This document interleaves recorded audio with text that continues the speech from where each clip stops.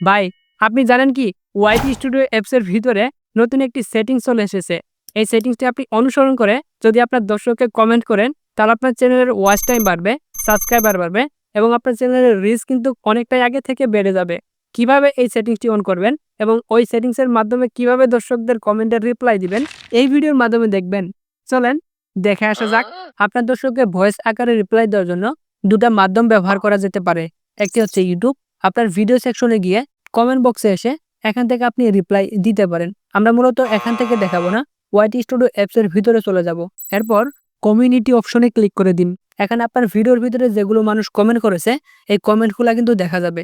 আপনি যেকোনো একটি কমেন্ট বেছে নিন, তারপর রিপ্লাই বাটনে ক্লিক করে দিন। এরপর এখানে অডিও ওয়েব নামে একটি অপশন রয়েছে, এখানে ক্লিক করুন।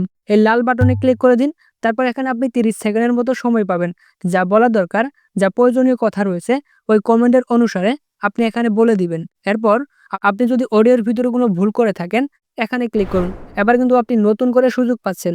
পুনরায় রেকর্ডিং করুন। তারপর যদি ঠিকঠাক থাকে, এখানে এই এরো বাটনে ক্লিক করে দিন। এবার কিন্তু অডিও আকারে ওই দর্শকের সামনে চলে যাবে। এখন ওই দর্শকরা আপনার অডিওটি শুনতে পারে। এভাবে আপনার দর্শককে ভয়েস আকারে রিপ্লাই দিতে পারেন। কি কমেন্টের রিপ্লাই তো এভাবে এখন থেকে দিবেন? তাহলে ভালো থাকেন এবং আমাদের এই চ্যানেলটি সাবস্ক্রাইব করেন।